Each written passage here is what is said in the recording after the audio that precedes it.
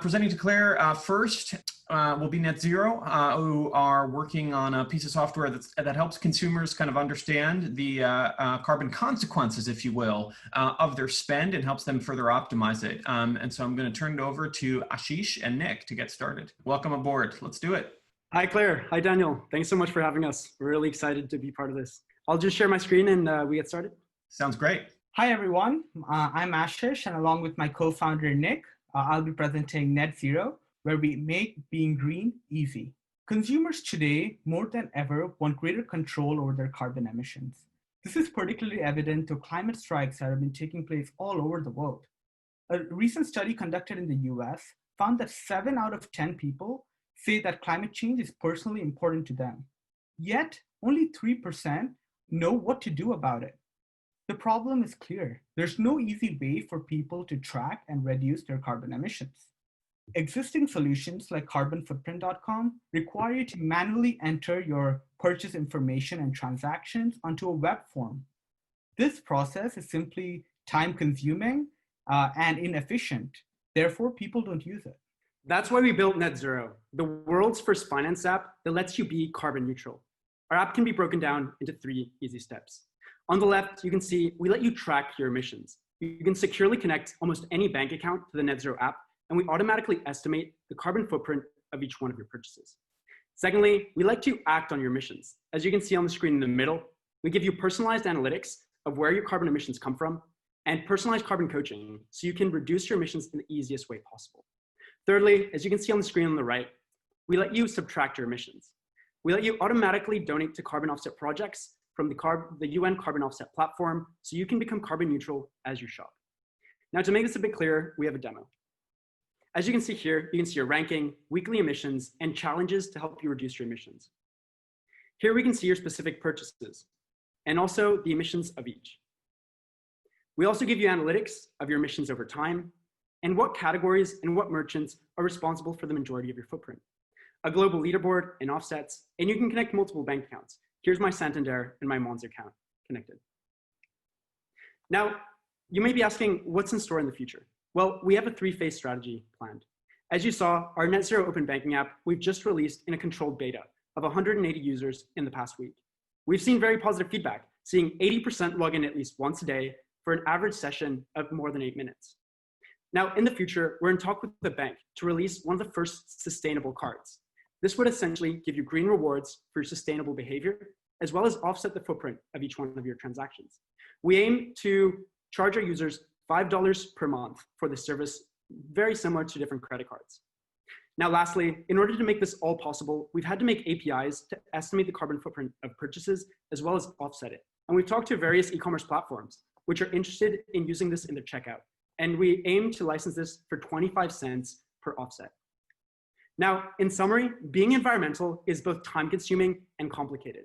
NetZero is the one-stop platform for easy climate action. Our next steps are launching our sustainable card and licensing our offset APIs. We've just launched our beta, so contact us to join and learn more at team@netzero.world. Thank you very much, and we'd like to receive any questions. Fantastic. I have so many questions. Okay, my first one is a slightly cynical one, which is if you study production of carbon, it's not so much individuals' behavior, right? It is businesses' behavior. It's maybe air travel from an individual's perspective, but if you look at that concentration of where it's coming from, how do you counteract that with the message to the consumers who are interested in participating? Is there a way to aggregate their impact and make it feel more powerful? Right. Yeah, that's a great question, Claire. And the reason that we focused on consumers more than companies and governments is because we see that a lot of times companies change their habits more according to what the consumers want than what the governments want. We've seen that we've been battling climate change for more than 20 years, and it's been unsuccessful because companies just want to make cheaper products for consumers without thinking about the environmental aspect. So we essentially think that we can reach companies and make them make more environmental products by making consumers more aware of the environmentalism of the products that they buy right now. So when studies show that when users try to estimate their own footprint, it's off by 100 to 1,000 times. Yeah. And this is like the difference between buying a coffee at Starbucks and going on a road trip. So we think by empowering users with information, they can also put their money and vote with their pockets and put it into the companies, which will mitigate change. Yeah, I think that makes sense to me. I think that's an interesting angle. But what I'm also suggesting is there a way for people that sort of aggregate their impact or see as, almost a community or a set of membership that you're participating in, both for activist reasons to make that statement to say, wherever you buy your coffee, but also it just creates a feeling of it's not just me changing my behavior. It is a community of people. I think that could create some viral sharing of the product. Yeah, so exactly. That's our goal here. We want to really create a community so that people can see what's not only their individual impact, but the collective impact of all NetZero users. And that's what we're going to be adding in our impact section. And everything is going to be made transparent, and companies are also going to be. And I think just a way for people to invite others to participate and share their impact would create some app adoption that you're going to want to see. Okay, other concern. After telling you ways to get app adoption, how do we feel about security here?